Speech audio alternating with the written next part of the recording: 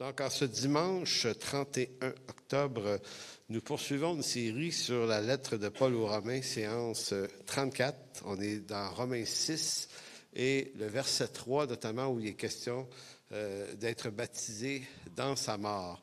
Et j'ai donc profité de ce texte-là pour faire une mini-série dans la série, mais qui focus un petit peu plus sur le baptême, expliquer tout ce qu'il y a à dire sur le baptême, tout ce qu'il y a à dire, un certain nombre de choses qu'on peut dire sur le baptême. Et donc, aujourd'hui, on va s'intéresser à différencier pédobaptême et credo-baptême, qui est un débat important dans les milieux chrétiens. Je dirais plus maintenant, quasiment, on en entend un peu plus parler maintenant.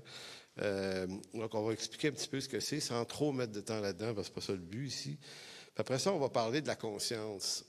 Parce que la conscience est une thématique fréquente dans le Nouveau Testament, puis elle est en lien avec le baptême.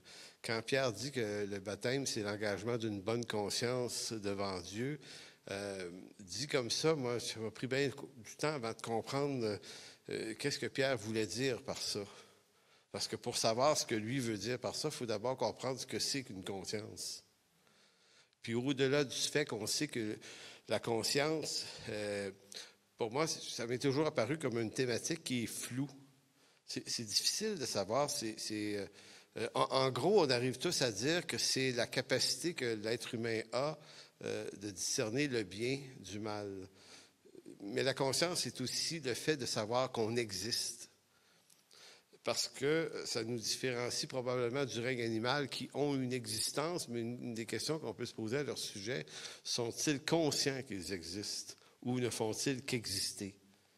Parce que si vous avez eu un chien ou un chat, vous êtes probablement rendu compte que lui, là, tant qu'il mange, là, puis qu'il marche, puis qu'il bouge, ça n'a pas d'ambition beaucoup, là. Peut-être les chats un peu plus. Ben, les chats, ça règne, hein? Ça s'installe d'en haut, puis ça te regarde. Là. Tu te demandes si... T'aimes-tu vraiment ou il te dit, quand c'est moi le boss, ici, là, tu fais juste me servir à manger, tu sais, des trucs. En tout cas, bref, on peut rigoler en masse là-dessus, mais c'est quand même... c'est quand même... L'être humain est vraiment, vraiment une création particulière parce qu'on est conscient qu'on existe. On est conscient d'où on vient, puis on est même conscient qu'on va mourir. On sait qu'on meurt. Maintenant, est-ce qu'un animal sait ça, lui? Oui, il le sait. Ah, ben c'est bon de savoir.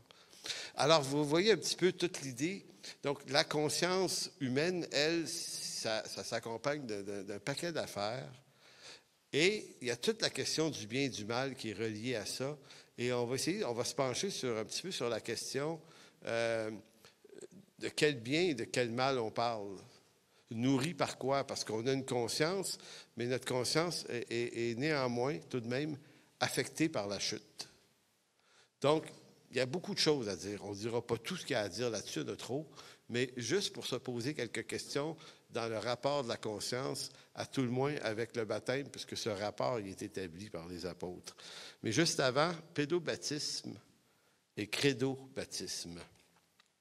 Quand on dit pédobaptisme, on fait référence au baptême des enfants. Donc, dans les milieux même évangéliques, il y a quand même une bonne quantité d'églises et de dénominations qui croient au baptême des enfants, mais non pas à la manière catholique, mais d'une autre façon. On va expliquer ça. Et il y a ceux qui sont, comme nous, des credo-baptistes. Credo veut dire confession. Donc, on est baptisé à partir d'une confession de foi qu'on peut donner nous-mêmes, on dirait à l'âge de raison, et puis on est capable d'affirmer notre foi, on est capable d'affirmer ce dans quoi on croit. Donc, à partir de ça, on peut être baptisé. Il ne s'agit pas être baptisé, d'avoir tout compris la théologie de toutes les choses de l'Écriture, mais d'avoir vraiment bien compris le salut en Jésus-Christ et en quoi il nous implique. Des évangéliques qui baptisent les enfants, ça existe. Je vais vous nommer une couple de théologiens bien connus, autant dans le passé que dans le présent. Jean Calvin et Luther étaient des pédobaptistes, donc eux croyaient quand même au baptême des enfants. Un auteur bien connu, C.S. Lewis, était aussi un pédobaptiste. Le plus connu d'entre tous vit actuellement à New York, c'est Timothy Keller, qui est un presbytérien pédobaptiste. Pour ceux qui connaissent un peu plus d'autres auteurs assez connus, mais Kevin DeYoung en est un, James Packer, John Murray, R.C. Sproul, Gregory Beale, qui a écrit des excellents ouvrages sur l'eschatologie et pédobaptiste, Sinclair Ferguson, Paul Wells aussi, théologien français, même s'il y a un nom qui sonne anglophone. Donc, c'est quelques-uns. Pourquoi nommer ces noms-là? Ben, c'est pour vous montrer quand même l'importance de ce que c'est toute la doctrine des pédobaptistes. Donc, ce n'est pas quelques rares illuminés qui adhèrent à cette doctrine-là. Il y en a quand même beaucoup et des théologiens de très haut niveau. Maintenant, le mouvement baptiste, lui, c'est sur la question du baptême en particulier, c'est séparé éventuellement pour des raisons que si on voulait expliquer ça en détail, on en aurait pour des jours et des jours. Si jamais le sujet vous intéresse beaucoup, vous voulez le creuser, le site justement de Guillaume Bourrin et Pascal Denot, Le Bon Combat, si vous allez là-dessus, ils ont fait beaucoup d'articles là-dessus. Puis ils ont participé à des débats là-dessus aussi. Donc, vous allez pouvoir comprendre la teneur de ce qui en découle, le pourquoi de être pédobaptiste ou crédobaptiste, et qu'est-ce qu'ils se disent de ces théologiens-là pour justifier leur positionnement. Voilà, c'est ça que je vous laisse cette information-là. Donc, premier point, parlons des pédobaptistes, qu'est-ce que c'est? Et tout de suite, en commençant, il faut distinguer les pédobaptistes de la doctrine catholique, de la régénération baptismale, parce que les catholiques baptisent aussi les enfants, mais ce n'est pas du tout dans le même esprit ou pour les mêmes raisons que les pédobaptistes. Donc, la régénération baptismale, le mot le dit, régénération. Vous savez, le mot régénération dans l'Écriture revient à quelques reprises, et notamment, c'est Paul qui l'utilise dans Tite, chapitre 3. On a été régénérés par le Saint-Esprit. La régénération du Saint-Esprit, c'est un mot qui vient de deux mots qui veut dire nouvelle naissance. Palin, nouvelle, et génésia, naissance. Palin, génésia. Nouvelle ou régénération. Donc, les catholiques croient que le baptême régénère, fait l'œuvre de régénération. Donc, on naît de nouveau. L'enfant, le bébé, par la décision de ses parents, naît de nouveau. Donc, par régénération, on entend le changement de la nature de la personne par l'action du Saint-Esprit. Donc, c'est ce qu'ils croient aussi, eux. Donc, le problème avec cette position, c'est que l'Écriture ne la défend pas comme telle. L'Écriture enseigne plutôt que le salut, ce n'est pas l'œuvre du baptême, mais l'œuvre de Dieu par son Esprit. Donc, c'est par l'Esprit de Dieu qu'on est baptisé dans la mort de Jésus-Christ. Donc, c'est là, ici, là, que déjà là, il y a quelque chose qui coince. Là. Parce que c'est comme si l'enfant était sauvé par la décision des parents de baptiser l'enfant. Et que Dieu arrivait en second plan dans l'œuvre rédemptrice qui suit cette action. Alors que dans les faits, dans l'Écriture, c'est indéfendable, cette idée-là. Le salut est d'abord l'œuvre de Dieu.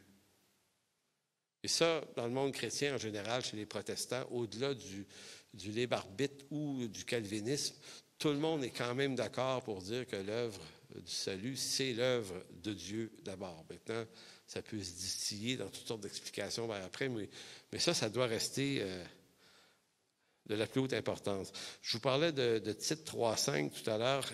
Paul, dans Tite 3.5, va dire « Il nous a sauvés non à cause des œuvres de justice que nous aurions faites, mais selon sa miséricorde, par le baptême de la régénération et le renouvellement du Saint-Esprit. » Si vous avez bien compris le texte, Paul accorde à la régénération toute l'œuvre imputable au Saint-Esprit, qui nous a baptisés, lui, dans la mort de Jésus-Christ.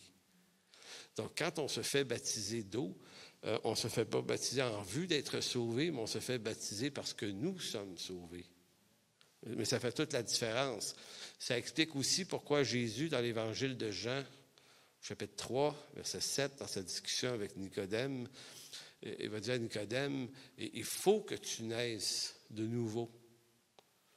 Et vous savez, nous, les évangéliques, on a naître de nouveau, c'est une expression qui est un petit peu galvaudée, je pense, par le fait que nous, on a fait de quoi avec ça, qui surpasse ou qui se tasse un peu à côté de la vraie signification. Ou, en tout cas, vous allez voir ce que je veux dire, c'est que quand on dit à quelqu'un de naître de nouveau, là, on a facilement l'image que naître de nouveau, c'est s'avancer en avant lors d'une célébration d'évangélisation ou du dimanche, de lever la main, de s'avancer et de prier, de répéter après moi cette prière. Comprenez-vous, on a créé un décorum, pas un décorum, une démarche d'étapes. Et répète après moi, dis ça, dis ça, dis ça, puis le Seigneur va te sauver. Et c'est tellement ancré dans la culture évangélique qu'on se dit, ben oui, c'est le même, ça se fait. Sauf que l'approche dans l'Écriture est inexistante. Mais ce qui est extrêmement présent, et c'est ce que Jésus dit à Nicodème, et ce que Pierre dit à Paul mentionne à Tite, c'est simplement qu'il faut naître de nouveau. Donc, la vie chrétienne ou le salut, c'est une nouvelle sorte de vie. Donc, oui, on peut prier avec quelqu'un en passant. Puis oui, on peut inviter des gens à se tourner vers Dieu. Puis je ne suis pas en train de dire qu'on ne peut pas faire ça. Je suis en train de dire que la nouvelle naissance ne s'effectue pas nécessairement dans notre rimette à nous. C'est Dieu qui sauve. Donc, même si ça ne s'est pas passé comme ça pour vous, parce que j'ai déjà vu des gens me poser la question, ils se disent, ouais, mais moi, je pense que je suis sauvé, mais je ne me suis jamais avancé en avant. Fait que, tu sais, il me manque peut-être. Je peux-tu avancer? Tu dis, non, mais le salut vient de Dieu. Si tu es sauvé, point. Il t'a sauvé parce qu'il t'a régénéré puis il t'a révélé l'importance du sacrifice de son Fils. Est-ce que tu as bien saisi ça? Est-ce que tu y as cru?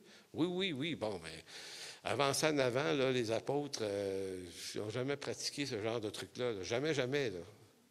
Mais enfin, jamais, peut-être. Mais c'est parce que l'Écriture ne dit pas que c'est cette démarche-là. Puis, dans les apôtres, il n'y a pas une formule d'intercession particulière en disant, bon, ben, tu sais, Paul ne finit pas ses lettres en disant, bon, je vous envoie cette lettre, mais s'il y en a qui ne sont pas sauvés, répétez après moi. Donc, je suis en train de dire que nous, les évangéliques, qui avons l'impression d'être la 7e merveille du monde, bien souvent, comme si on avait, au 20e siècle, trouver les formules winner, gagnantes. On a tout trouvé ça, puis ça marche.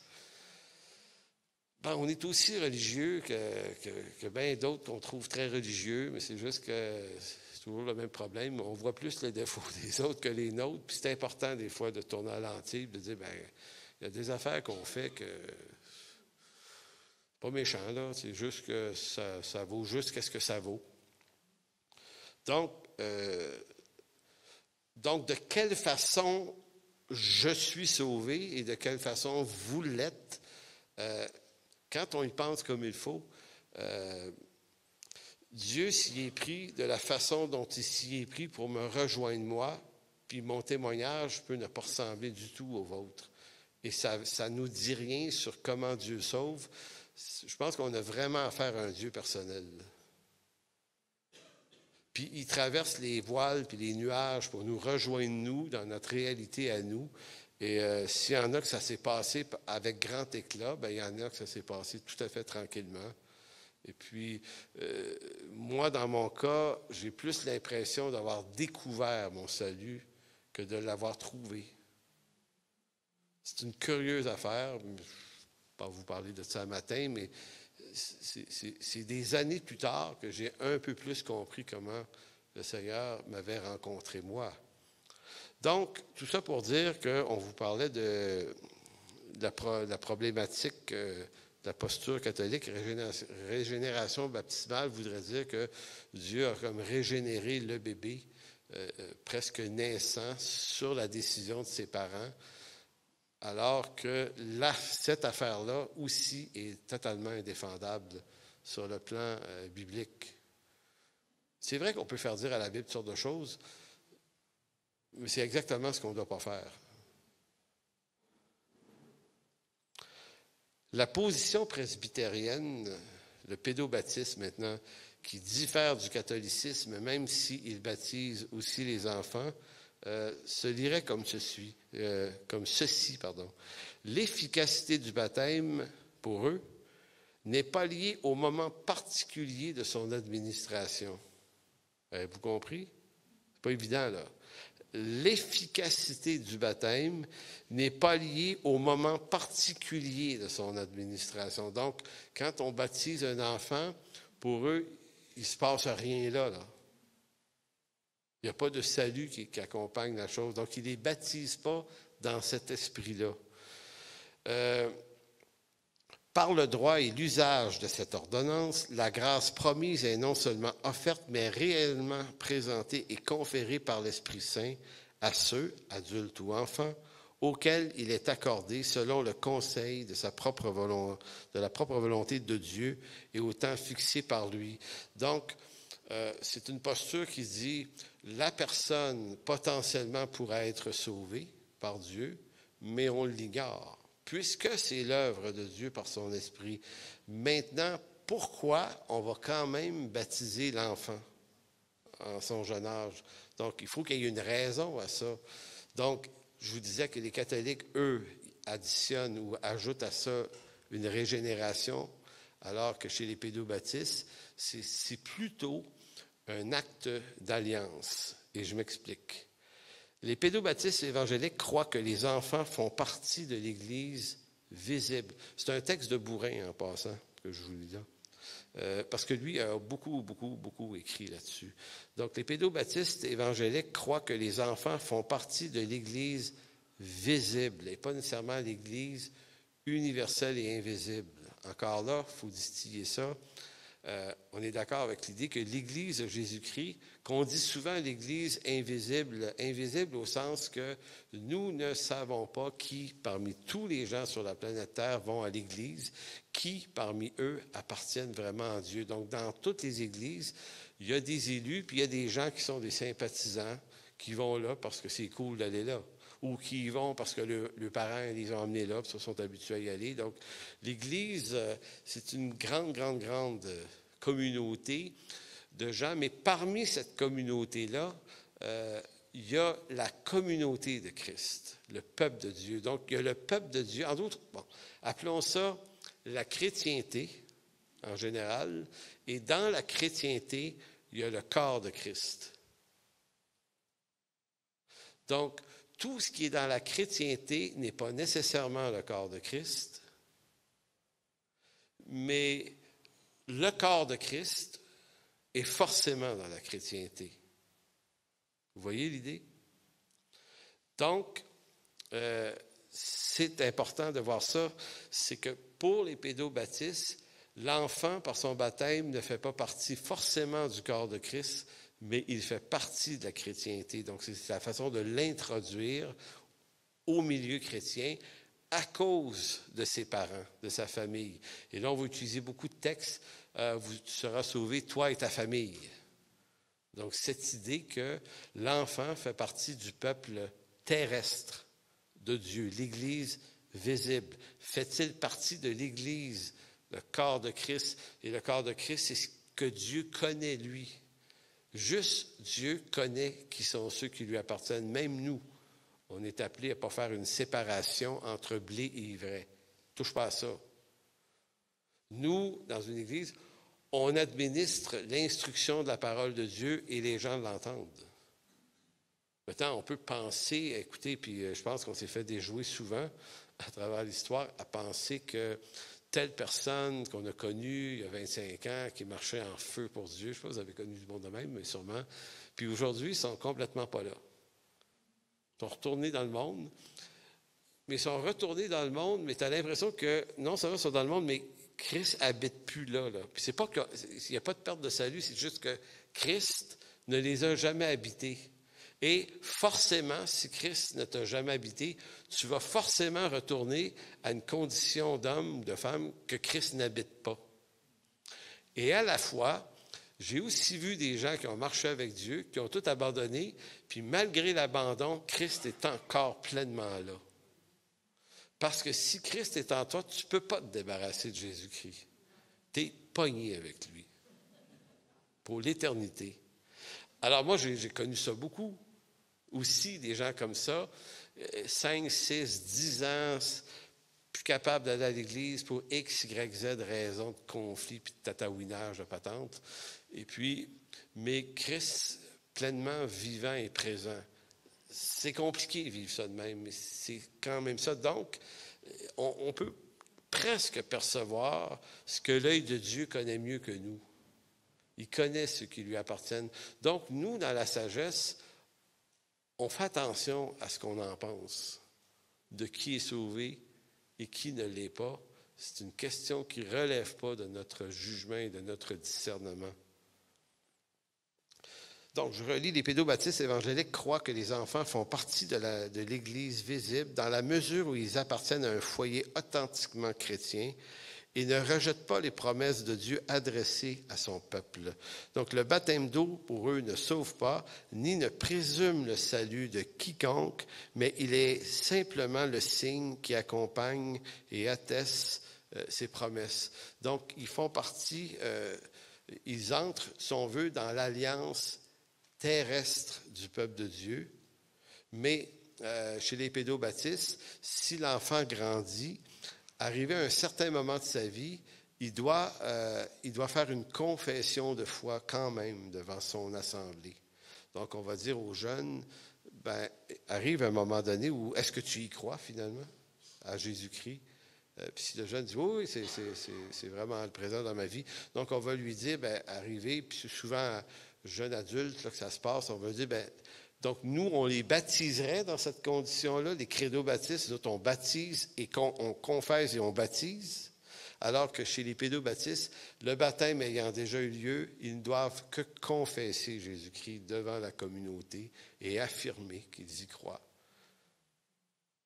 Et c'est pas ça qui les sauve non plus. Ça démontre que Christ les habite. C'est pour ça qu'ils font une confession de foi. Donc, en quelque sorte, c'est ça. Comme tous les mâles âgés de 8 jours étaient circoncis en Israël, donc la logique pédobaptiste est la suivante. De la même façon qu'on circoncisait les hommes, les enfants, les bébés mâles en Israël, parce qu'en les circoncisant, ils entraient dans une alliance, l'alliance abrahamique. Maintenant, est-ce que tous les enfants d'Israël étaient pour autant sauvés, même s'ils étaient circoncis? Est-ce que la circoncision sauvait? Non. C'est Jésus et c'est Paul qui l'affirment. Il y a toujours eu un reste d'Israël qui appartient à Dieu et tout ce peuple. Pourtant, vous allez dire, oui, mais tout le peuple suivait les consignes, allait au temple, était circoncis, pratiquait cette religion-là. Mais est-ce que le tout Israël qui a pratiqué tous ces ordonnances de la loi étaient pour autant sauvés? Eh bien, c'est le Nouveau Testament qui répond le mieux. Vous lisez Jean 8 où Jésus rentre dans le tas avec cette histoire-là, avec les docteurs de la loi. Il va les traiter de fils du diable. Ce qui est fascinant dans ça, il faut quand même le remarquer, c'est que tu ne traites pas de fils du diable des motards là, dans Jean 8. Il faut quand même y penser. Il traite de fils du diable, donc de perdus, des hommes qui ont consacré leur vie à l'étude de la loi mosaïque. C'est épeurant, ça. C'est intéressant à lire, mais si vous vous arrêtez, tu dis, OK, my God, tout ce que je sais, tout ce que je pense savoir, tout ce que je pense maîtriser, ça assure rien, là. Pourquoi? Parce que le salut ne vient pas de ce qu'on en sait, ni de ce qu'on en connaît, ni des œuvres qu'on pourrait faire. ça nous vide complètement et ça nous ramène dans une nudité complète à réaliser qu'on est sauvé par la grâce seule, sans les œuvres de la loi. Fait qu'on est incapable de s'appuyer sur quoi que ce soit qui viendrait de nous, qu'il confirmerait. Mais soyez rassurés. Si vous aimez aller dans une église puis vous aimez vos frères, c'est un sacré bon signe quand même. Parce que je veux dire, tout le monde va sortir de cette tête. Je suis peut-être complètement perdu, puis je veux juste m'en faire à croire après tout. Non, quand même. On confesse la foi, on y appartient. Oui, on est sauvé, on y appartient, puis on ne rentre pas dans le doute, puis commencer à faire des introspections, parce que ouais, mais si j'étais vraiment sauvé, peut-être que cette patente-là qui est dans ma tête, ça ne serait pas là, cette affaire-là, parce que là, puis là, on regarde à nos mauvaises œuvres comme raison de dire qu'on n'est peut-être pas sauvé. Mais le problème avec, si on regarde nos mauvaises œuvres pour se dire qu'on n'est pas sauvé, c'est qu'on est dans le même piège que celui qui regarde ses œuvres pour démontrer son salut. On est encore coincé dans les œuvres. Celui qui fait des bonnes œuvres se dit « je dois l'être à cause de mes bonnes œuvres ». Celui qui est perdu, je ne dois pas l'être à cause de mes mauvaises œuvres. Sauf que le salut est une grâce. Il est sans rapport avec les œuvres. Ni les bonnes, mais ni les mauvaises. Fait que ça nous ramène dans une nudité complète devant Dieu. Je ne sais pas si nudité est le bon mot, là, peut-être pas. Là. En tout cas, vous comprenez l'idée, que je ne suis sauvé que par grâce. C'est pour ça que Paul va dire aux Éphésiens, Éphésiens 2, « Et cela ne vient pas de vous, c'est le don de Dieu. » Maintenant, pour eux, les pédobaptistes, donc un enfant de 8 ans, pas un enfant de 8 ans, mais semblable à la circoncision dans l'Ancienne Alliance. Pour eux, c'est comme si le baptême devenait la suite de la circoncision. Si les Hébreux pratiquaient la circoncision sur les mâles, et ça les faisait appartenir néanmoins au peuple de l'Alliance sans garantir le salut pour autant, bien l'Église a cette même construction d'idées. Le baptême devient une forme de circoncision ou le remplacement de la circoncision et il appartient de la même façon au peuple de Dieu. En gros, là, parce que je sais qu'il y a peut-être des gens qui vont m'écrire « Ouais, mais il y a tel détail, puis tel autre. » Je sais qu'il y a plein de détails, mais on ne rentrera pas dans ces plein de détails-là. C'est pas ça qui est le point ce matin. C'est juste qu'en gros, ça ressemble à peu près à ça. Maintenant, le problème, c'est qu'il y a une énorme différence entre la circoncision et le baptême. D'abord, dans la circoncision, c'était juste les mâles. Où étaient les filles dans ça? Voilà. Donc, dans le Nouveau Testament, ben là, ça serait filles et gars. On dit, OK. C'est une légère différence qui est facilement contournable pour eux, ça, mais l'autre point, c'est que l'alliance de la loi ou l'alliance aussi abrahamique, elle, prévoyait un peuple élu duquel naîtrait un Messie. Donc, tout le peuple était comme mis à part pour Dieu en vue de cet événement-là. Ça ne voulait jamais dire que tous ceux qui font partie de ce peuple sont des gens sauvés. Mais ils appartenaient à l'alliance qui allait offrir au monde un Messie. C'est ça que ça voulait dire. Maintenant, le Messie étant venu, le nouveau peuple de Dieu n'est plus un peuple terrestre, et c'est là la différence. L'Église est une entité spirituelle et céleste. L'Église, c'est l'alliance que des rachetés. Maintenant, il y en a qui vont dire, oui, mais il peut y avoir des gens pas sauvés dans l'Église. Oui, mais l'Église, ça reste que c'est une entité qui va rencontrer son Seigneur à son retour et qui va former le royaume de Dieu. Donc, dans l'esprit des apôtres, on voit bien, c'est que on ne baptise que les gens qui peuvent faire une confession de foi comme quoi ils ont cru. Ce qu'un bébé ne peut pas faire. Vraiment. Évidemment, et là, il faut faire attention quand on dit ça, parce que certains peuvent penser, dire, ouais, mais je ne serai jamais digne d'être baptisé. Non. En même temps, dans le Nouveau Testament, le baptême arrivait très rapidement. Tu sais, on ne disait pas aux gens, bon, ben, tu as donné ta vie au Seigneur hier, on va attendre 1 an et demi, là, avant de te baptiser pour être sûr que tu aies l'air d'un vrai sauvé. Il ne faisait pas ça non plus. Donc, il baptisait les gens qu'il croyait avoir vécu une expérience de salut avec Dieu. Il les baptisait. Des fois, il les baptisait pratiquement sur le champ aussi. Donc, le baptême, c'est juste une bien bonne idée. Puis c'est une ordonnance de Jésus-Christ qui, dans Matthieu 28, a dit aux apôtres, bien, baptisez-les au nom du Père, du Fils et du Saint-Esprit et instruisez-les dans tout ce que je vous ai enseigné aussi. Donc, le baptême, c'est pas comme... Parce que je sais qu'il y a certaines dénominations, quand je lisais l'histoire américaine, là, je ne sais plus si c'était-tu les Quakers ou les pères puritains, il y avait une gang aux États-Unis que pour être baptisé d'eau, là, il faisait passer par des filtres de questionnaires puis d'interrogations par des anciens. Ça durait des semaines et des semaines.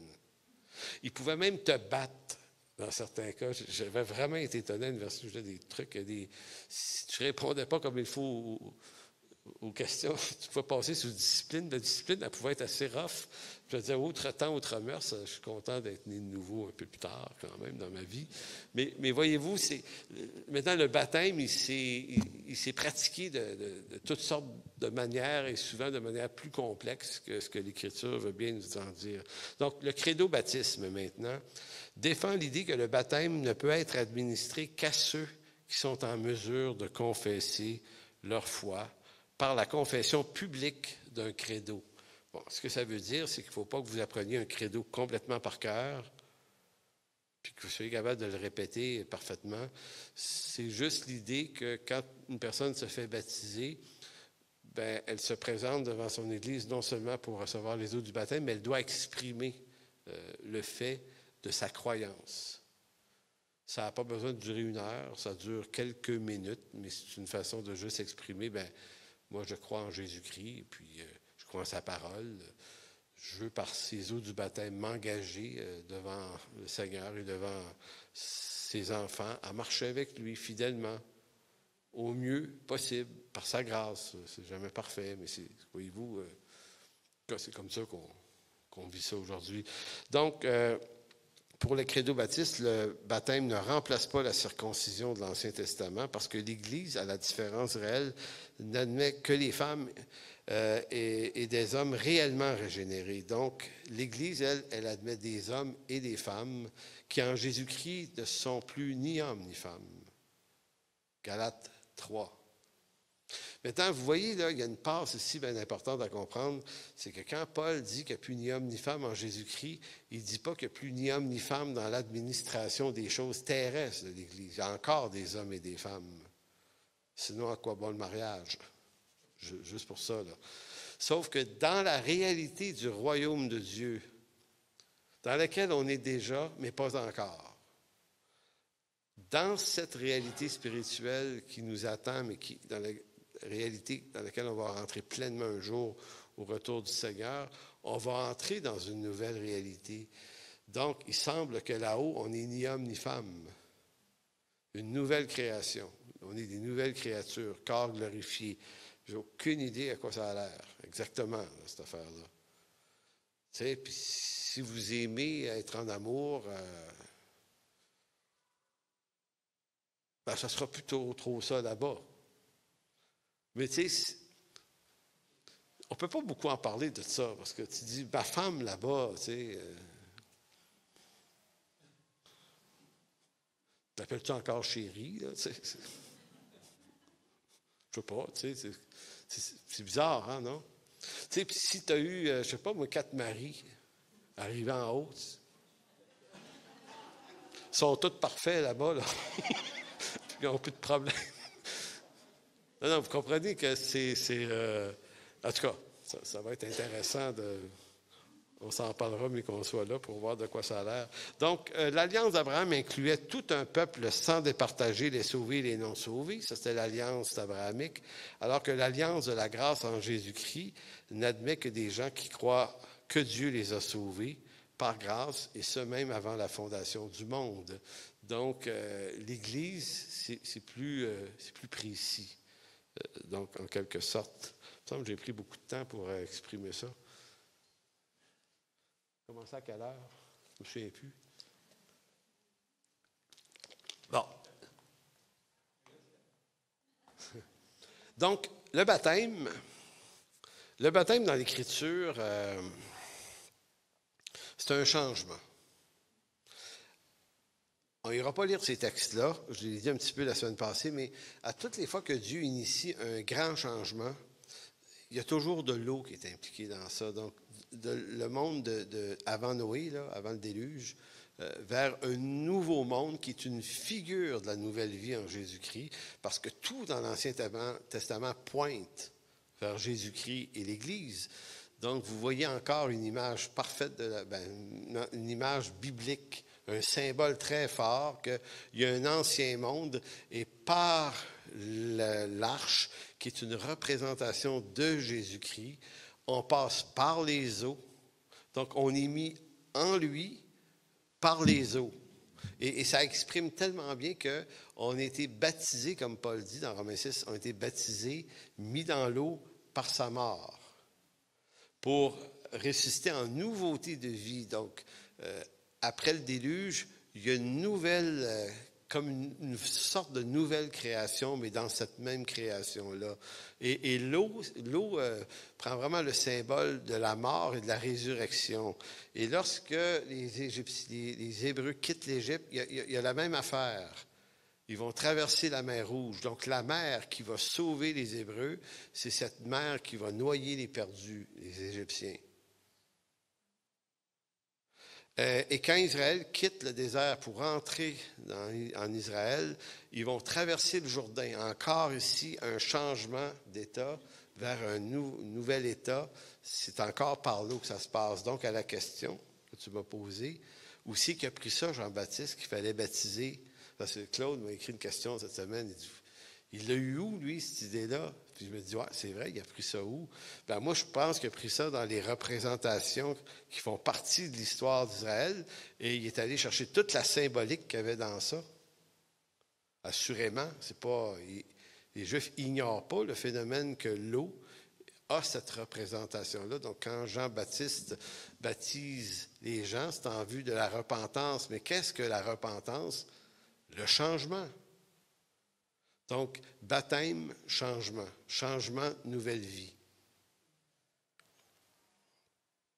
Jean 3,5, Jésus répondit à Nicodème, en vérité, je te le dis, si un homme ne naît d'eau et d'esprit, il ne peut entrer dans le royaume de Dieu. On prend comme Jésus reprend la symbolique de l'eau et de l'esprit. Certains vont dire, est-ce qu'il fait référence au baptême d'eau? Peut-être. M. Carson, un commentaire intéressant là-dessus, il donne toutes les positions, mais ici, ce n'est pas le point. Mais il dit, il ne peut entrer dans le royaume de Dieu. Donc, pour être sauvé, il ne s'agit pas de devenir une bonne personne tout à coup. C'est quand on dit qu'il y a un changement, mais ce n'est pas juste un changement moral. J'étais méchant avant, je suis rendu fin, donc Dieu me sauve. Non. Le changement, c'est littéralement un changement de nature. Opéré par Dieu. Tu deviens par lui une nouvelle création. C'est lui qui fait le changement. Maintenant, ça se peut que ça t'aide à devenir une belle... Est-ce quelqu'un qui va aller voir l'autre côté? Juste aller aux jeunes, parce qu'il y a une gang de jeunes, ils couraient tout à l'heure, je les ai vus aussi. En tout cas, bref. Donc, tant mieux si on devient du bon monde après, puis c'est même un début, soit dit en passant, qu'on devienne un témoignage vivant de Christ. Mais ce n'est pas ça qui le montre le plus. C'est l'œuvre de Dieu qui est le véritable changement. Verset 6, ce qui est né de la chair est chair, mais ce qui est né de l'esprit est esprit. Ne t'étonne pas que je t'ai dit, il faut que vous naissiez de nouveau. Donc, Jésus reprend cette expression. Il faut que vous naissiez de nouveau. Donc, il n'a pas dit à Nicodème, bon, Nicodème, m'a faire à une église, là, ça va commencer par Pierre à un moment donné. Puis quand tu vas voir ça, vas-y, puis avance en avant. Puis là, ils vont te faire une prière de repentance. Puis ça va se passer là. Voyez-vous, on dirait que la façon dont il parle du salut, il ne situe jamais le moment. Il ne dit pas, il faut que tu naisses de nouveau. Fait que tu veux-tu naître de nouveau maintenant? Tu sais, nous autres, on est toujours, ah ouais, on le fait ça là, tu sais, puis, ou viens demain à l'église, le pasteur va s'occuper, tu sais. Mais ça, c'est nous autres qui avons inventé ça. Pour les apôtres, c'est comme s'il y a quelque chose qui appartient à l'œuvre de Dieu dans ça. Ça va arriver quand ça va arriver. Par les moyens que Dieu va faire arriver pour que ça arrive.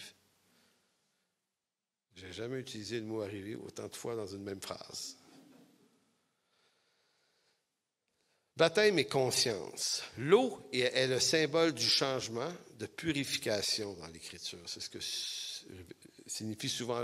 En passant, l'eau signifie beaucoup d'autres choses aussi, mais un rapport ici, là, c'est ça. Donc, on voit ce symbole aussi dans le lavement des pieds des apôtres en Jean 13.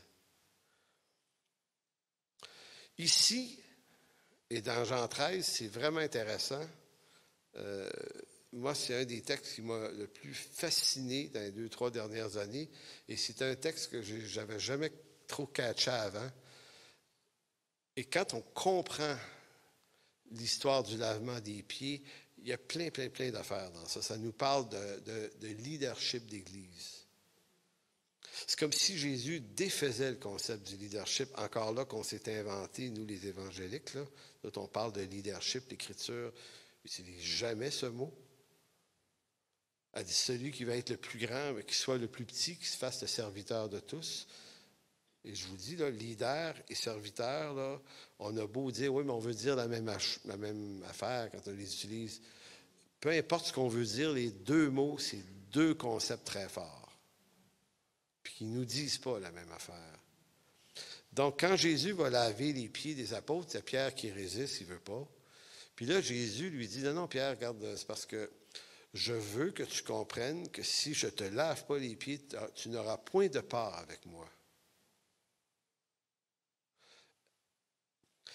Ce que Jésus est en train de faire, il est en train de dire, c'est moi qui fais l'œuvre, Pierre. Et moi, je fais l'œuvre de te laver. Donc, c'est l'image de la rédemption.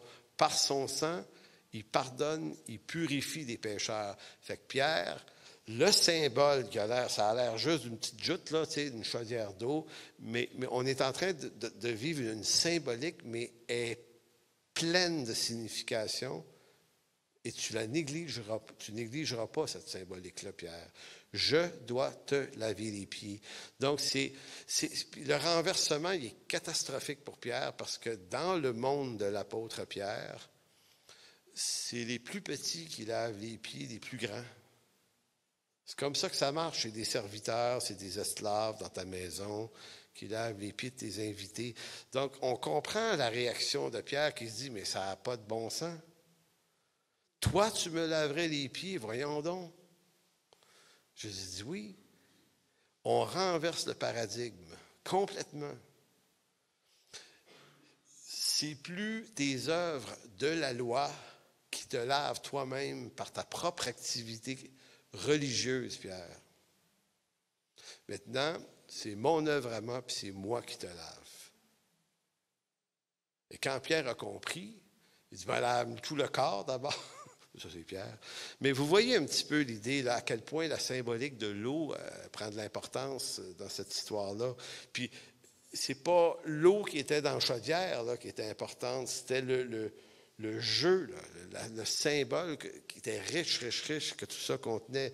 Donc, dans la lettre aux Hébreux, et là, j'en viens sur la question de la conscience et de la repentance, du bien et du mal. Et je veux juste faire une petite parenthèse sur l'histoire du fils prodigue, là. Vous savez, si on veut savoir si une personne se repent vraiment ou si on se repent vraiment, une vraie repentance, puis je pense que cette histoire-là nous le montre bien. L'homme qui a pris la moitié des richesses de l'héritage, qui est parti les dépenser avec des prostituées, puis qui finit à manger des carouges, qui est de la bouffe de cochon, je pense, si je me souviens bien, la patente, là. Il dit, étant entré en lui-même, il s'est dit un certain nombre de choses, mais il faut apprécier toutes les choses qu'il aurait pu se dire qu'il n'a pas dit non plus. Tu sais, il s'est dit, ouais, dans la maison de mon père, même les serviteurs mangent mieux que moi. Tu sais, puis, tu sais, il y a une saine réflexion, le gars, sur la situation. Puis, c'est comme s'il dit, j'irai vers mon père et je lui dirai, j'ai péché contre toi.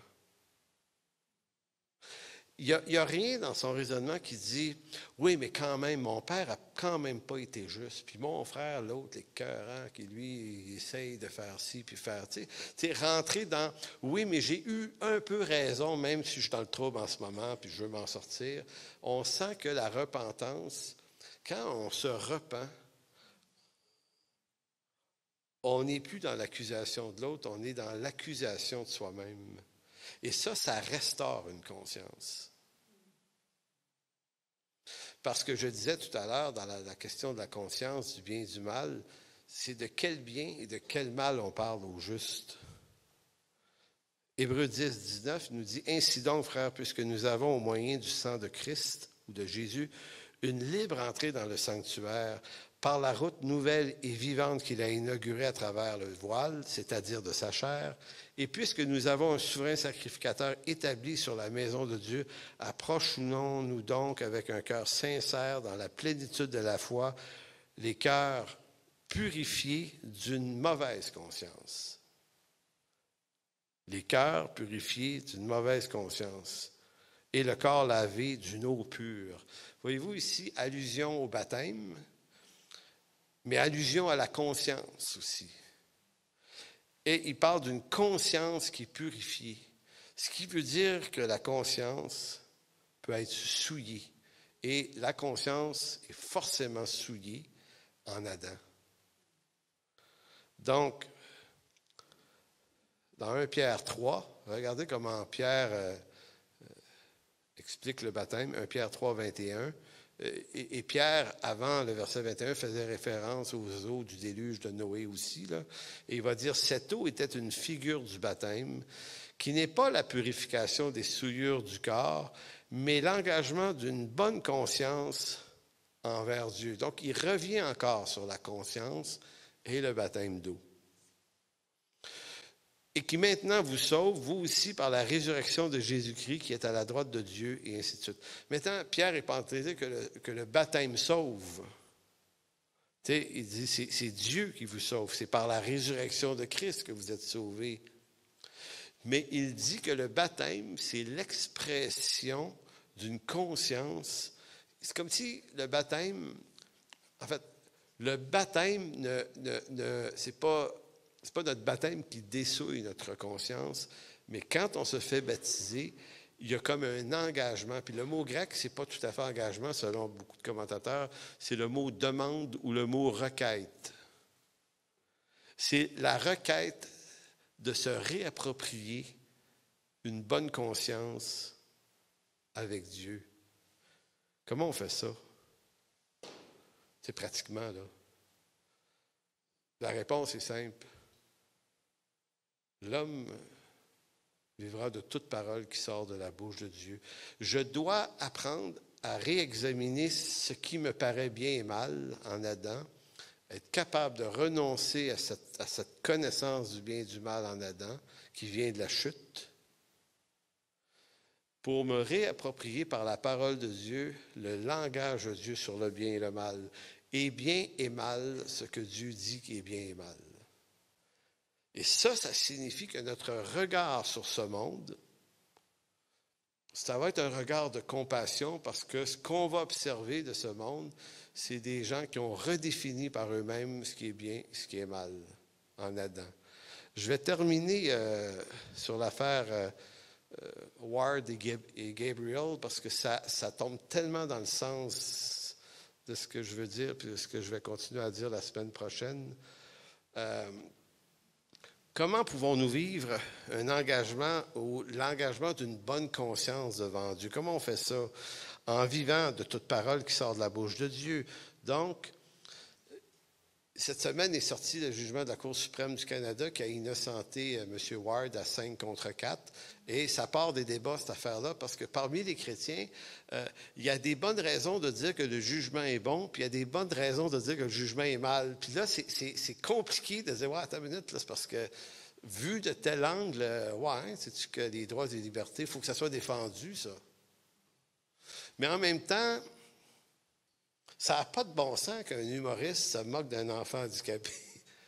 Fait que là, t'es comme... Et si ça tombe dans tes émotions, tu vas traiter émotivement la chose. Et si tu es dans l'hyper-raison des choses, tu vas aller de ce côté-là. Et là, tu dis, comment ça se rencontre tout ça? Et je m'inspire de notre frère Guy Gravel. Je disais ça hier aux obsèques, que ce gars-là nous a appris à réfléchir plus loin. Donc, des fois, tu dis, attends une minute, là, avant de dire quelque chose. Réfléchis puis pose-toi plus de questions parce que si tu réponds trop vite, tu risques de te mettre les deux pieds dans les plats. Parce que même les 9 juges n'étaient pas d'accord, puis pourtant, ils ont les mêmes textes de loi. Hein? Ils ont le même contenu. Puis il y en a 5 qui ont dit qu'il n'est pas coupable. Des 4 autres, ça a l'air qu'ils le trouvaient très, très, très coupable. Ha ha! C'est drôle. Ben non, c'est pas drôle. C'est drôle. En tout cas, voici l'idée. Est-ce la conception du bien et du mal selon la Cour suprême du Canada dont les lois et leur interprétation évoluent dans un consensus social auquel on doit adhérer? Pas forcément non. On est dans ce monde-là. Ou est-ce le bien et le mal selon la loi de Dieu qui ne change pas? Le problème qu'on a, et c'est pour ça que c'est dur de se postuler dans ça, c'est que la loi de Dieu, c'est un bloc, ça ne bouge pas, cette affaire-là. C'est immuable. Bon, le jugement de la Cour suprême du Canada considère dans ce jugement plus important la liberté de parole d'un humoriste à qui on permet de ridiculiser le handicap d'un enfant. On trouve ça plus important que de protéger l'intégrité de cet enfant d'un humoriste qui gagne sa vie à faire du harcèlement sous le couvert de l'humour. Donc, on est un peu en train de dire, je peux lancer toutes les vacheries que je veux contre quelqu'un et de faire une parenthèse à la fin en disant, mais c'était une blague. Ah, bien là, c'est une blague, tu tombes sous un certain droit d'expression. Et là, moi, je ne suis pas en train de vous dire si tu es bon, si tu n'es pas bon. Je suis en train de vous dire que la lecture que j'essaye de faire, moi, de ça, c'est peut-être une lecture à distance, de dire, ça m'amène plutôt à me dire, OK, dans quel monde suis-je? Où est-ce qu'il est rendu, ce monde? C'est beaucoup plus intéressant d'observer ce monde qui s'abarre les pieds dans des contresens, dans des chaos de plus en plus, des situations, comment vous dire, tu sais, c'est comme, en même temps il y a un professeur de secondaire 4, un ami à moi, qui m'a écrit avant-hier pour dire, tu sais, il dit, moi, j'enseigne à mes jeunes à l'école à ne pas faire de harcèlement. Et c'est ça qu'on a dans nos programmes. Là. On dit aux enfants, regardez, là, faire du bullying, là, c'est une sacrée mauvaise idée. Puis il dit, tout le système de l'éducation, lui, travaille là-dessus. Puis il dit, moi, je vois la structure juridique dire à un gars qui l'a fait 230 fois contre un enfant handicapé que c'était correct. Pas que c'était correct, c'était... Oui, mais du point de vue juridique, ils n'ont pas dit du point de vue moral. C'est là qu'il faut comprendre que même les juges qui ont dit « OK, il peut le faire », ils n'étaient pas nécessairement d'accord. Et c'est là qu'on voit la distance qu'il y a entre celui qui porte la perruque et les textes de loi qu'il est appelé à interpréter. Donc, cette justice-là qu'il est appelé à interpréter, le problème, peut-être, c'est qu'elle évolue dans le temps. Quelqu'un m'a dit, c'est-tu de l'évolution ou de la régression? Ça évolue dans la régression, disons-le de même. Donc, le jugement de la Cour suprême du Canada a considéré ça. Bon, ce qui pose le problème, pour moi peut-être, ce n'est pas tant la décision des juges en faveur de Ward, c'est pas ça qui me trouble le plus, moi, mais c'est la raison profonde pour laquelle ils ont pris cette décision. C'est quoi la raison profonde, sous-entendue? Parce qu'il y a 50, 60 ou 70 ans, ça ne se serait jamais produit une affaire de même. Parce que Mike Ward aurait commencé son spectacle il y a 60 ans, et dès qu'il aurait commencé à attaquer un enfant handicapé, la plupart des gens se seraient levés pour dire, ben non, ben voyons donc. Il n'aurait pas fini son spectacle, donc ça ne se serait jamais rendu en cours. Maintenant, comprenez-vous que l'évolution des idées là, fait en sorte qu'en 2021, ben là, tout à coup, ça se peut. Et ça se peut qu'il y ait des taouins qui, pendant 230 fois, vont aller écouter ça, puis vont rigoler. C'est ça le problème. Les juges sont coincés avec des affaires, des fois, sont obligés d'en dire quelque chose, mais sont coincés dans un consensus social et les lois ont tendance à suivre l'évolution des mœurs, puis s'ajuster à ça, puis dire, ben, regarde, on pense ça en 21, là, collectivement, donc, il faut juger ça de même. Maintenant, pourquoi je vous parle de ça? C'est par rapport à notre conscience. Quand les apôtres disent que le baptême, il est relié à une restauration de notre conscience, ça signifie qu'il faut repenser le bien et le mal. Donc, on comprend que ce monde, lui, échappe de plus en plus à ça. Ce qui pose problème, pour moi, bon, je l'ai dit, ce bout-là, mais la profonde raison. Ward, si les juges avaient choisi de condamner Mike Ward à la place de l'innocenté, on n'aurait même pas réglé le problème. Ça n'aurait pas été mieux, ça aurait été juste une autre facette du même défi. Pourquoi je dis ça? C'est qu'il se serait trouvé une autre foule de bien-pensants, de libres penseurs, de journalistes, de politiciens et d'humoristes pour dire « c'est injuste ». C'était injuste d'une façon, ça aurait été injuste de l'autre façon. Pourquoi? Parce que dans l'évolution des choses, on est dans un monde complètement confus. On dit aux professeurs d'instruire les enfants à être bienveillants les uns envers les autres. Puis une autre institution, et ils ne se parlent pas. Donc, et pourquoi on est là? Bien, pour une raison assez simple. Il faut regarder au-dessus du jugement et regarder plus loin et comprendre qu'à partir du moment où dans nos sociétés, Dieu a été mis à la porte de nos institutions publiques au Canada, ça s'est fait au cours du 20e siècle, bien, l'éthique qui découle de la loi de Dieu a été remplacée par la loi qui découle d'une éthique de l'homme sans Dieu, qui est une éthique qui crée des lois, mais qui sont à géométrie variable, qui sont sujettes à des régressions, évolution des mœurs de l'homme sans Dieu. Ce qui échappe à bien des chrétiens, je pense, pas sûr, là, c'est que les droits et libertés individuelles sont des valeurs à double tranchant. Oui, il est vrai que ces droits et ces valeurs nous permettent aussi à nous, l'Église, et c'est ça l'argument des chrétiens, on va dire, ouais, mais c'est important qu'ils protègent les droits et les libertés, parce que c'est pour ça qu'on a le droit d'avoir des églises et de dire des affaires. On a le droit d'être pas d'accord avec l'homosexualité, le mariage gay. Pourquoi? Parce que les droits et libertés confèrent l'idée que nous, on a le droit d'avoir des opinions. Fait qu'il dit, si on enlevait les droits et libertés à des humoristes, bien, ça affecterait les droits et libertés dans tous les autres domaines de la société. Donc, ça affecterait la qualité de notre discours et on pourrait encourir des persécutions. En gros, c'est ce que certains vont dire. Donc, vous voyez que c'est-tu béni de vivre dans un pays où les droits et libertés sont présentes, parce que ça nous permet d'avoir des bâtisses et de maintenir des institutions. Mais la vraie question, c'est est-ce que l'Évangile est vraiment gagnant?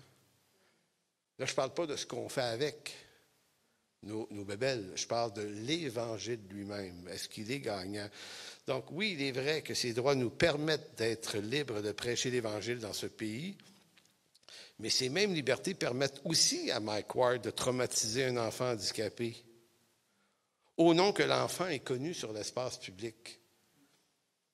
Pour moi, que tu sois connu ou pas connu,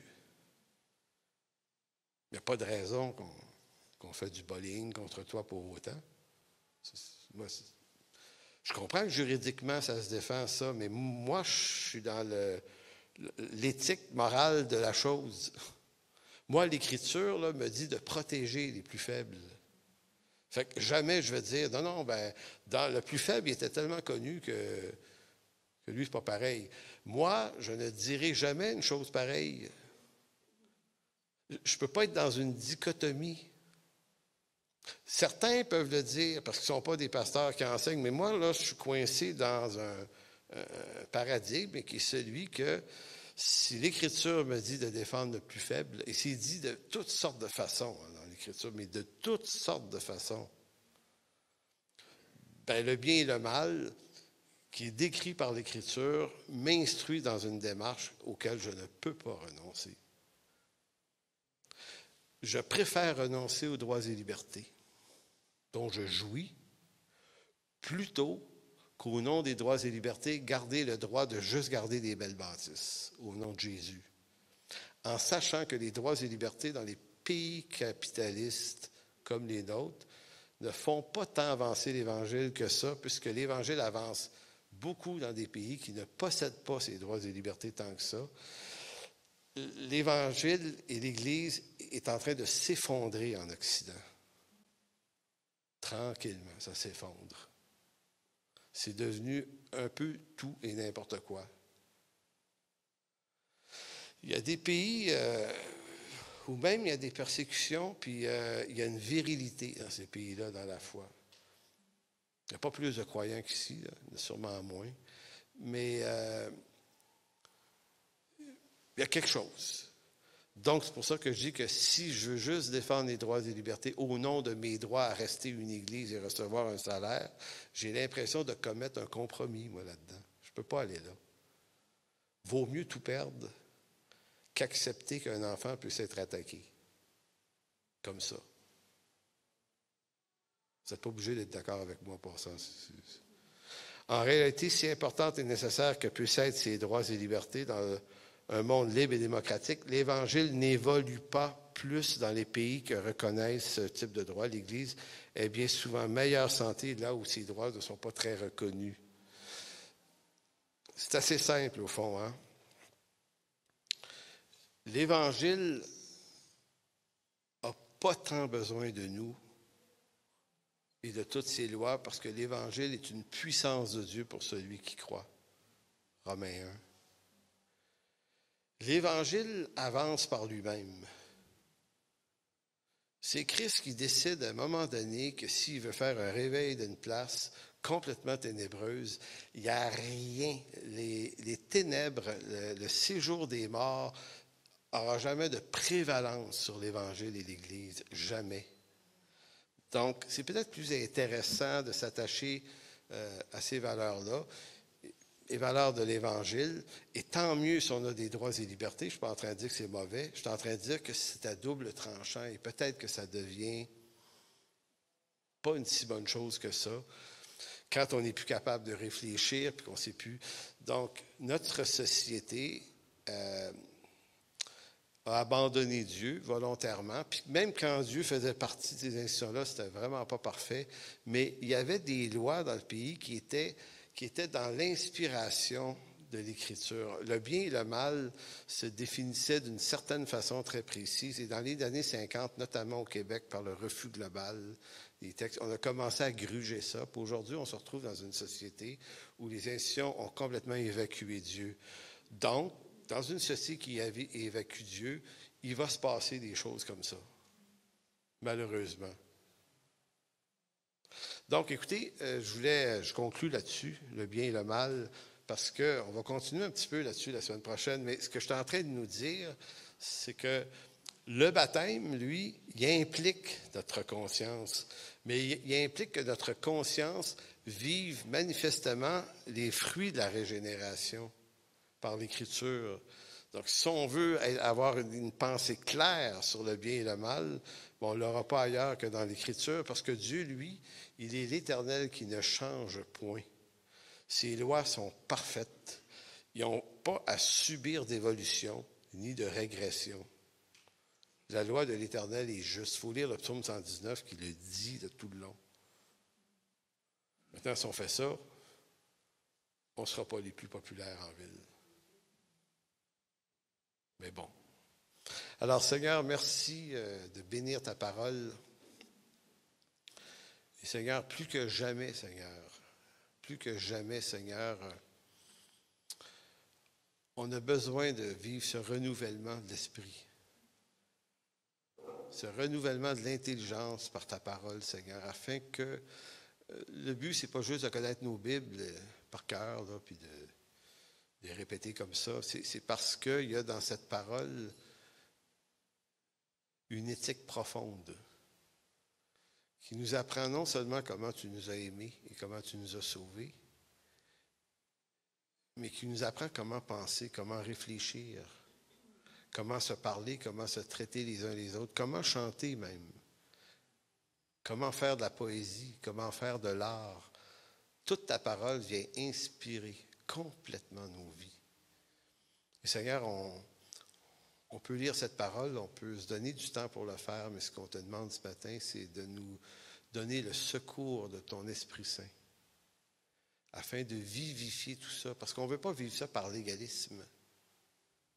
On veut vivre ça par la vie que tu donnes, que tu mettes ton esprit, que ton esprit mette de la vie dans ça. Alors, merci, mon Dieu. Amen. Donc, merci beaucoup.